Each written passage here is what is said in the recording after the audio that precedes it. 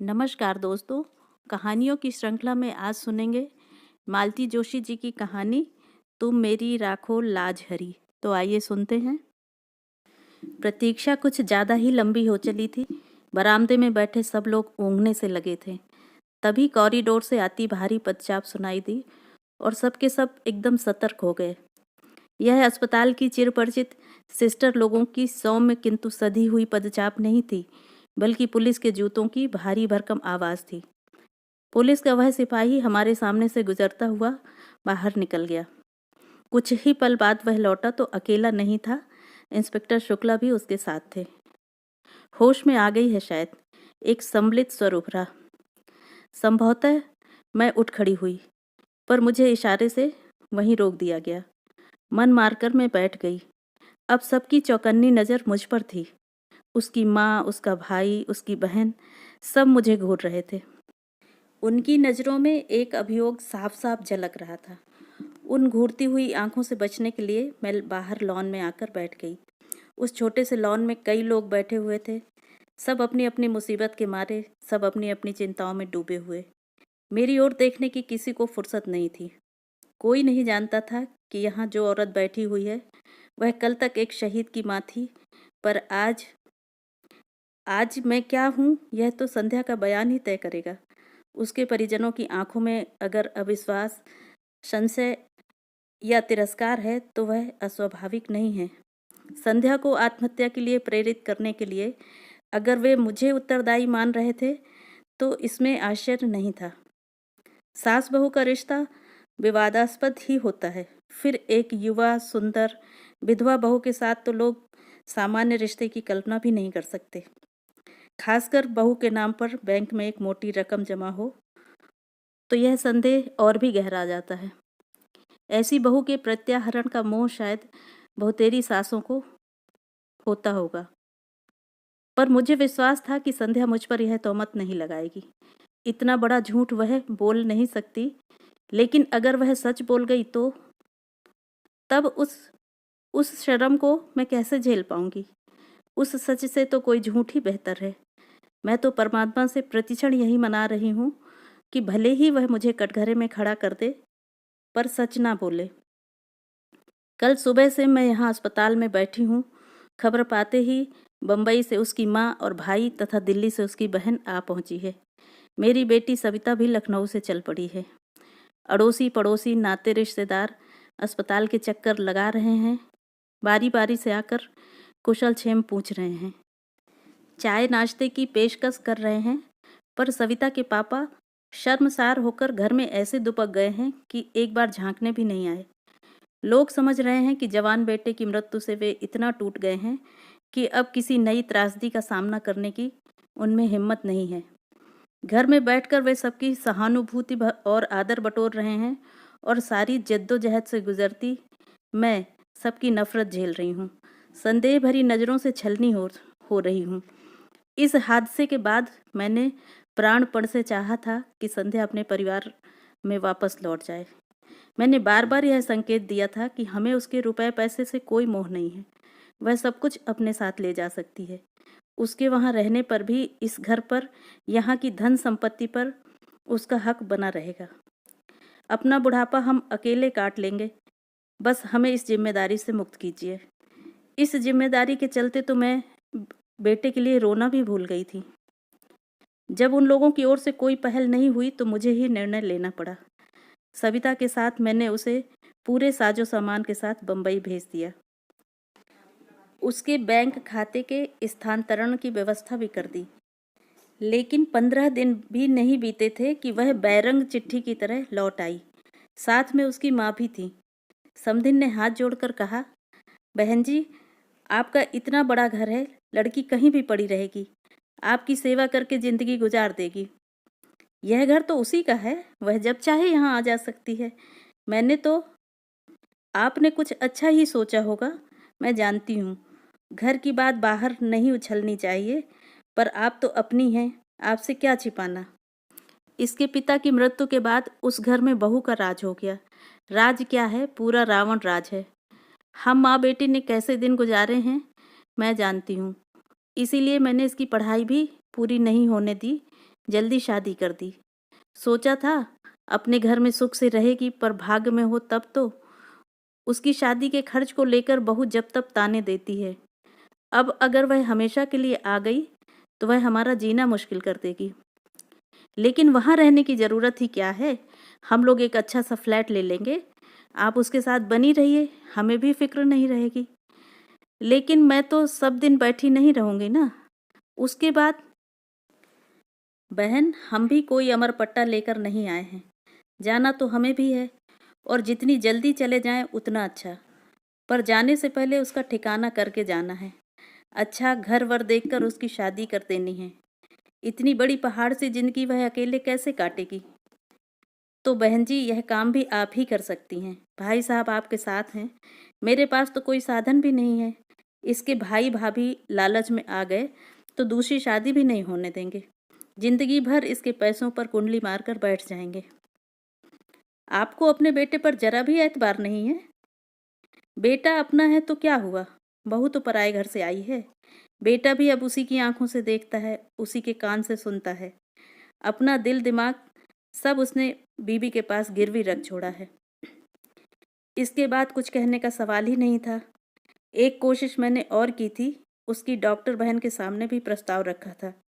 यूं तो वह संध्या से 10 साल बड़ी थी, पर बहन बहन ही होती है, कुछ तो लगाव होगा ही। हमारी तुलना में तो वह ज़्यादा अपनी होगी। हम लोगों का साथ ही कितना था, कुल जमा 1.5 साल। उससे भी आधे दिन वह पति के साथ या फिर पीहर में रही थी।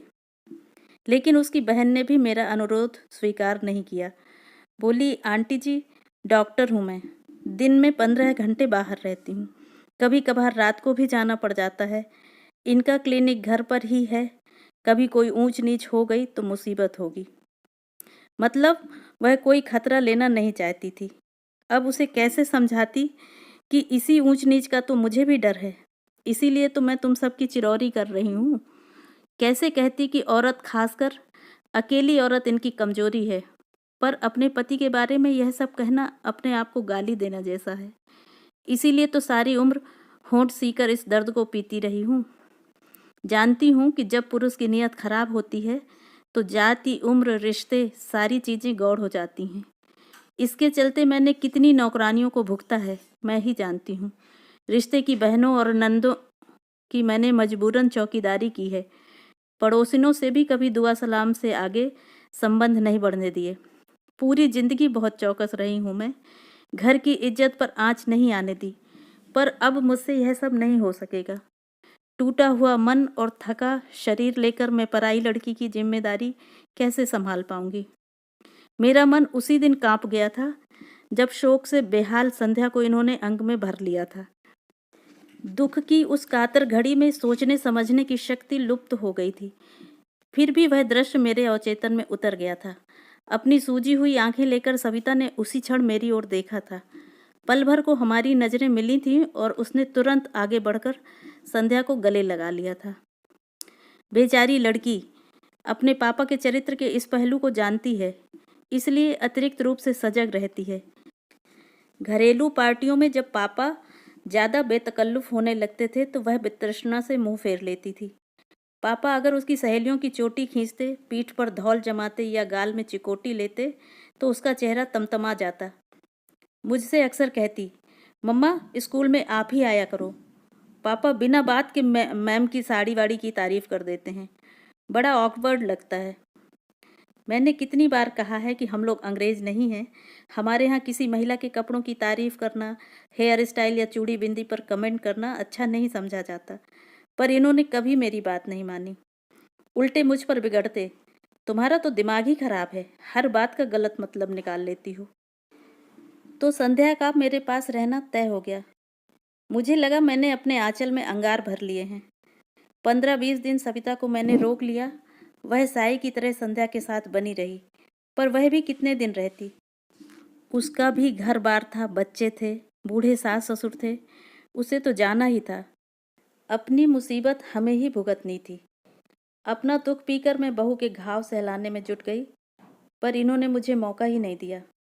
उसका पूरा भार इन्होंने अपने ऊपर ले लिया। इनकी सारी दिनचर्या उसी धुरी पर घूमने लगी।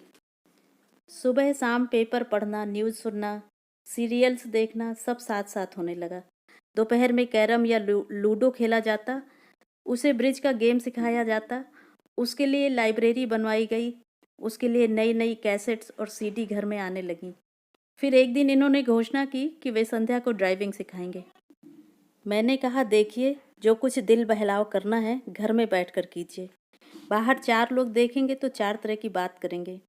लोगों को किसी के सुख दुख से कोई मतलब नहीं होता, वे बस बातें करना जानते हैं। लड़की नाहक बदनाम हो जाएगी। वे एकदम भड़क गए।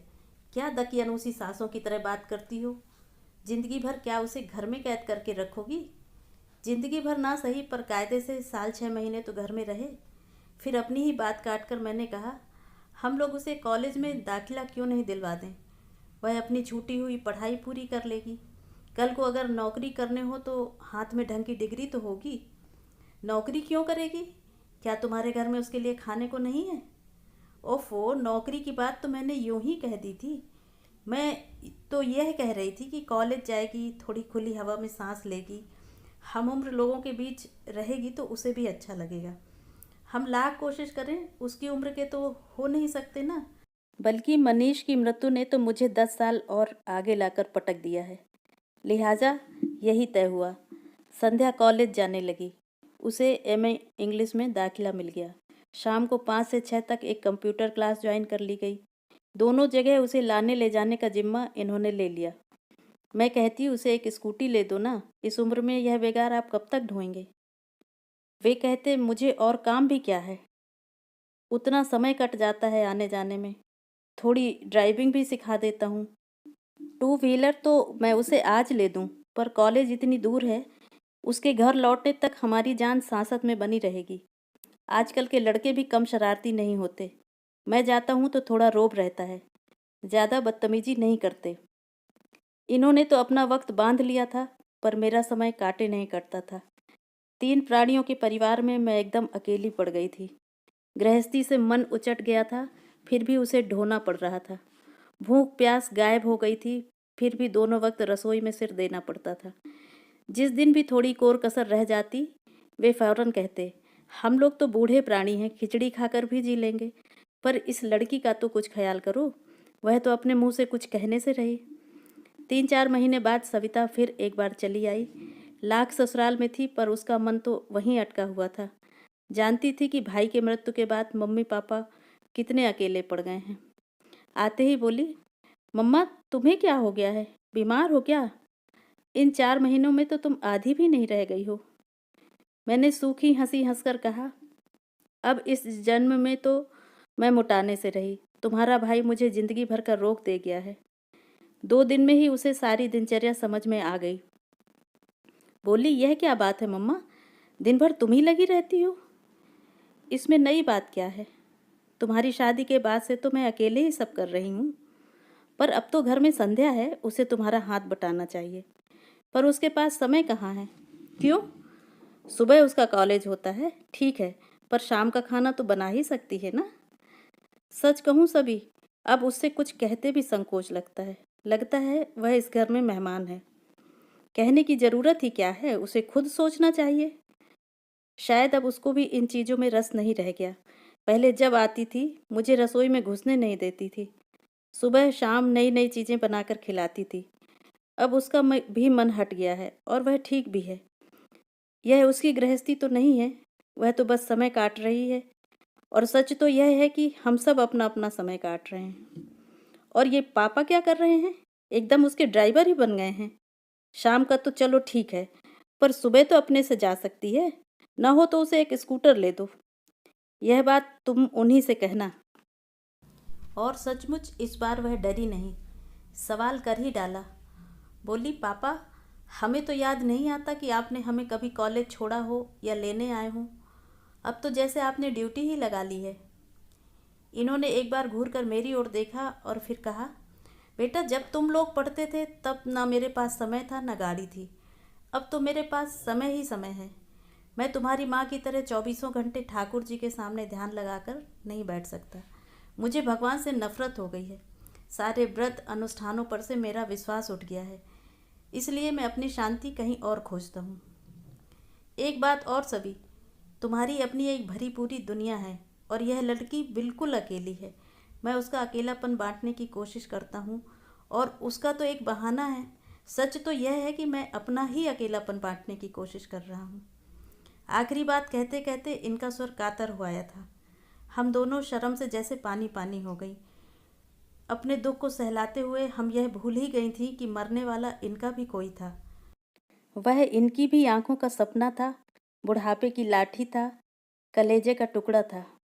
हम लोग तो रोग आकर अपना दुख हल्का कर लेती हैं, पर ये तो पुरुष होने की व्यवस्था को ढो रहे हैं। सारा हाहाकार मन में ही दबाए बैठे हैं। उस अश्रुसिक्त बेला में मैंने इनके सारे अपराध क्षमा कर दिए। नवंबर में नेहा की शादी निकल आई। इकलौती ननंद की इकलौती बेटी की शादी थी। अपना सारा शौक समेट हमें भात की तैयारी में जुट जाना पड़ा। जब पहली बार खरीदारी के लिए निकली तो लगा जैसे युगों बाद घर की चार दीवारी से बाहर आई हूँ। संध्या और उसके पापा तो इस बहाने से रोज ही बाहर जा रहे थे, पर मैं साल भर से घर में कैद होकर रह गई थी। मंदिर तक जाने का मन नहीं होता था।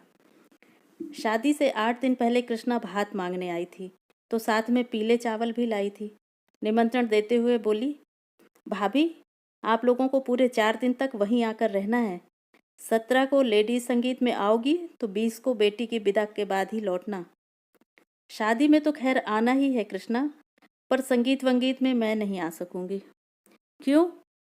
क्या करूं? कहीं जाने का मन ही नहीं होता। तुम विश्वास नहीं करोगी, पिछले साल सवा साल में हम लोगों ने एक भी शादी अटेंड नहीं की है।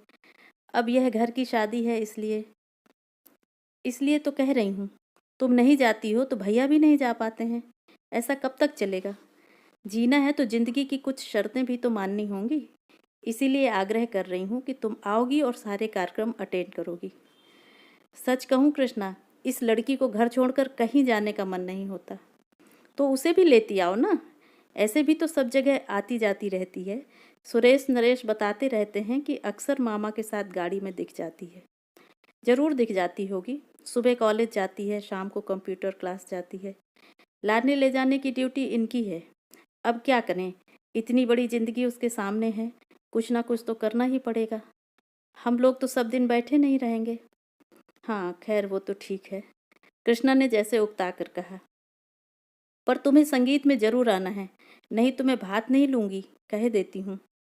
और बहू को भी ले आना, उसका भी मन बहल जाएगा। तुम जरा अपने से कह देती, मैंने दबी जबान से कहा, पर कृष्णा ने ध्यान नहीं दिया। बहुओं को इतनी लिफ्ट देने के पक्ष में वह नहीं थी। बोली, तुम लोगों से तो कह दिया, वह क्या तुमसे अलग है? कभी कभी दो शब्द भी लोगों को कितने भारी पड़ जाते हैं। बड़ी मुश्किल से संध्या को राजी किया जा सका। उसके बाद दूसरी समस्या सामने आई, मम्मी जी मैं क्या पहनूं?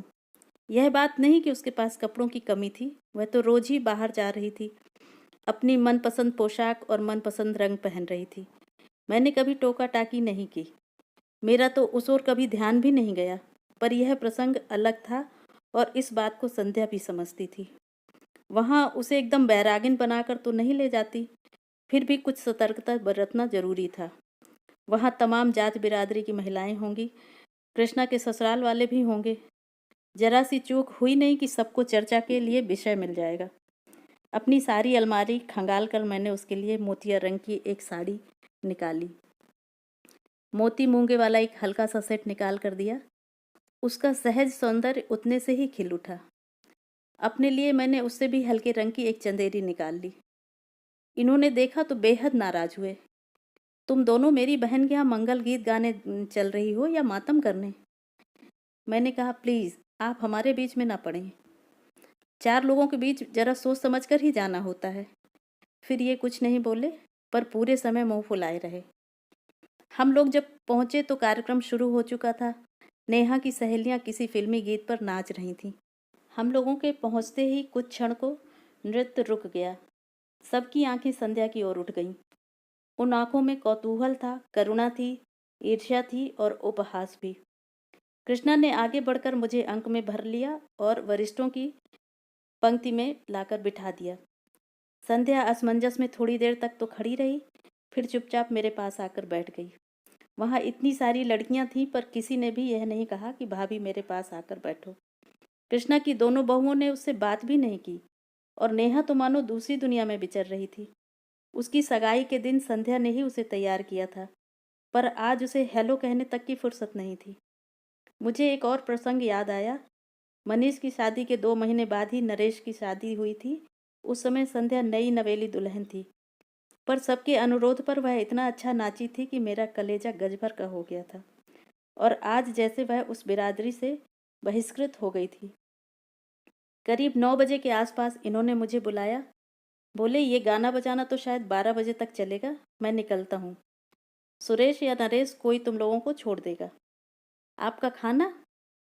पुरुषों की पंगत हो चुकी है, अब तुम लोग आराम से खाती पीती रहना। तभी देखा, संध्या मेरे पीछे आकर खड़ी हो गई। धीरे से बोली, मम्मी जी, मैं भी पापा के साथ चली जाऊं? एक क्षण मन में दुविधा सी हुई, पर मैंने देखा उसकी आंखें एकदम डबडबाई सी हैं। लगता था अब बरसी कि तब बरसी। जाओ, मैंने कहा और वे दोनों चले गए। वापस आकर बैठी तो कृष्णा की ननद ने पूछा, बहू रानी चली गई? हाँ, मैंने कहा, और अनायास मेरा आक्रोश फूट पड़ा। बैठकर करती भी क्या? न उसे मेहंदी रचानी थी, न महावर लगवाना था, न गाना गवाना था, न ठुमके लगाने थे। जिसके लिए आई थी वह अपने में ही मगन है। उसने भाभी की ओर झांका भी नहीं। सुरेश और नरेश की बहुएं उससे ऐसे छिटक रही थीं जैसे छू जाएंगी तो कोई अनर्थ हो जाएगा। इतनी लड़कियां हैं यहाँ पर, किसी ने पास बैठने तक के लिए नहीं कहा। बेचारी बड़ी बूढ़ियों के बीच बैठी रही। वह तो आने के लिए कतई तैयार नहीं थी। मैं ही जबरदस्ती लिवा लाई और अब पछता रही हूँ। नाहक उसके घाव हरे कर दिए। और यह सब कहते हुए मैं पता नहीं कब सुबकने लगी। घाव संध्या के ही नहीं, मेरे ही हरे हो गए थे। मनीष की मृत्यु का यह नया पहलू अपने भयावह रूप में मेरे सामने आया था और मैं दहल गई थी। उधर कृष्णा की जिठानी भुनभुना रही थी, शादी वाले घर में रोकर असगुन कर रही हैं। इन्हें किसने बुला लिया? मैंने बुलाया है, कृष्णा ने कड़क कर कहा। भाभी है मेरी? नहीं आ रही थी, फिर भी मैं जिद करके लाई हूँ। क्या पता था? प्लीज़ कृष्णा, मैंने उसका हाथ पकड़ लिया। मैं पहले ही बहुत शर्मिंदा हूँ, मुझे और शर्मिंदा मत करो। इसके बाद महफिल तो एक तरह से उखड़ ही गई थी। फिर भी खाते खिलाते 12 बज गए। उन लोगों ने एक वैन ले रखी थी, उसी से सबको घर घर छोड़ा। बेल बजाते हुए सोच रही थी कि ये छूटते ही पूछेंगे, इतनी जल्दी कैसे आ गईं? पर मैं कुछ बताऊंगी नहीं, मुझे ही डांट पड़ेगी कि वहाँ तमाशा करने की क्या ज़रूरत थी। पर इन्होंने कुछ नहीं पूछा। दरवाज़ा खोलकर चुपचाप बिस्तर पर चले गए। रोज 12 तक चलने वाला टीवी भी आज बंद था। कपड़े बदलते हुए देखा, इनके बाएं हाथ पर पट्टी बंधी हुई थी। मेरी पुरानी साड़ी को फाड़कर बेतरतीबी से बांधी हुई थी। यह हाथ में क्या हुआ? कट गया। कैसे? थोड़ी देर चुप रहे, फिर बोले, दरवाजे में आ गया था। दरवाजे में कैसे? इन्होंने कोई उत्तर नहीं दिया, करवट बदलकर लेट गए। ठीक तो है, जब हमें कोई तकलीफ होती है किसी की पूछताछ भी अच्छी नहीं लगती। कुछ लगाया था? डेटॉल लगाया था। इनके स्वर में बेजारी थी। बाथरूम जाते हुए खून के छींटों की एक कतार सी थी। वॉश बेसिन में भी छींटे थे। शायद पानी की धार के नीचे हाथ रखा होगा। फिर कुछ पूछने का मन हुआ, पर इनकी नाराजगी के डर से चुप रही। बाल्टी में साबुन घोलकर मैंने पूरे फर्श पर पोंछा सा लगा दिया। पोंछा लगाते हुए अचानक याद आया, संध्या सो गई? पता नहीं, उसने कुछ खाया कि नहीं, वहाँ से तो वैसी ही चली आई थी। पता नहीं, तुम ही पूछ लो। मुझे आश्चर्य हुआ, और दिन तो मुझसे ज़्यादा इन्हें उसकी फिक्र रहती थी। उसकी सुख सुविधा का ध्यान मुझसे ज़्यादा ये ही रखते थे। कई बार तो इस बात पर हम लोगों की झड़प भी हो जाती थी। मैंने दोबारा इनसे कुछ पूछना ठीक नहीं समझा, खुद ही उसके कमरे में चली गई। दरवाज़ा बंद था। संध्या, सो गई क्या? मैंने आवाज़ लगाई, पर शब्द जैसे मेरे मुंह में ही जम गए। संध्या के दरवाजे के पास भी खून की बूंदें थीं जो हमारे कमरे तक चली आई थीं। मेरा माथा ठनका, पर मैं कुछ बोली नहीं। चुपचाप एक बाल्टी उठा लाई और पोंछना शुरू कर दिया। उसी समय फ़ोन की घंटी बजी। ये कुछ क्षण मेरी प्रतीक्षा करते रहे, फिर उठा लिया। आवाज़ दी, कृष्णा का फ़ोन है तुम्हारे लिए, कह दो सुबह बात कर लूँगी। जानती थी इतनी रात गए उसी का फ़ोन होगा। शाम को जो कुछ हुआ उसकी सफाई देनी होगी। उस समय वह बात कितनी बड़ी लग रही थी, पर अब यहाँ जो कुछ हुआ उसके मुकाबले में वह कितनी छोटी और अर्थहीन लग रही थी। इतनी रात को फ़ोन किया है तो कोई ज़रूरी बात ही होगी, बात कर लो ना। कहते हुए ये कॉर्डलेस लेकर बाहर आ गए, पर वहीं ठिठक गए। बाल्टी पर दोनों हाथ रखकर मैं उन्हें अपलक देखती रही। एक क्षण को हमारी आंखें मिली और वे कमरे में चुपचाप लौट गए। अपना काम खत्म करके मैंने गेट पर बाहर के दरवाजे पर ताला डाल सारी बत्तियां बुझाईं और पलंग पर आकर बैठ गई। सोने का मन नहीं हो रहा था, बस पलंग की पाटी पर सिर टिकाए बैठी रही। बड़ी देर बाद वह अंधेरा मुखरित हुआ। शब्द मेरे कानों से टकराए, पर अर्थ कहीं खो गए। आप कुछ कह रहे थे? मैं यह कह रहा था कि मैं तो केवल उसे सांत्वना देने का प्रयास कर रहा था। वह बहुत अपसेट लग रही थी, इसलिए दिलासा देने की कोशिश कर रहा था। उसने पता नहीं क्या सोचा, एकदम गलत अर्थ ही निकाल लिया। आप यह सब मुझे क्यों बता रहे हैं? मैंने तो कुछ कहा नहीं, कुछ पूछा नहीं। अभी बाहर तुमने जिस तरह मेरी ओर देखा था, उसके बाद क्या कुछ कहना शेष रह जाता है? क्या तुम्हारी आंखों की भाषा मैं पढ़ नहीं सकता? शायद इन्हें भी किसी किस्म की दिलासा चाहिए थी, पर मेरा मन ही नहीं हुआ। चुपचाप पीठ फेर कर लेट गई। भीतर एक अंधड़ सा उठ रहा था। प्रश्नों के बवंडर उठ रहे थे। सांत्वना देने उसके दरवाजे तक जाने की क्या जरूरत थी? ऐसा आपने क्या कर दिया कि उसे आपके मुंह पर दरवाजा बंद करना पड़ा?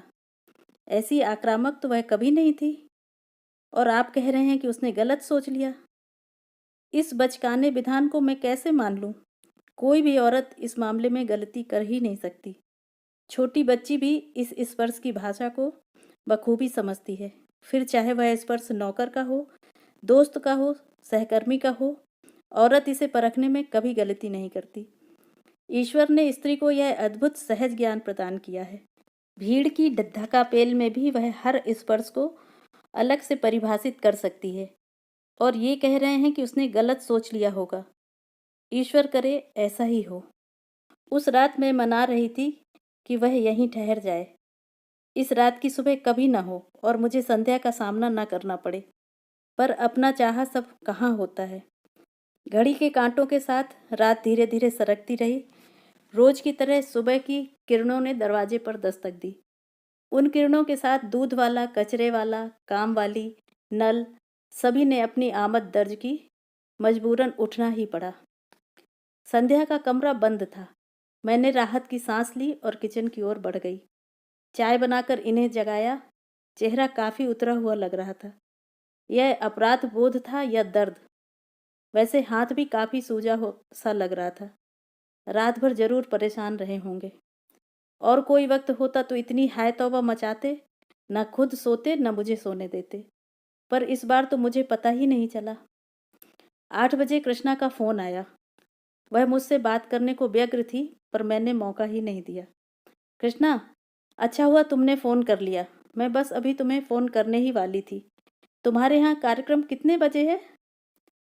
तुम्हारा कार्यक्रम है भाभी, जब तुम आ जाओ तो 9:30-10 बजे ठीक रहेगा ना? ऐसा करो, सुरेश नरेश किसी को भेज दो। तुम्हारे भैया के हाथ में चोट आ गई है, ये ड्राइव नहीं कर पाएंगे। और तुम तो जानती हो रिक्शा के लिए भी यहाँ कितनी दूर जाना पड़ता है।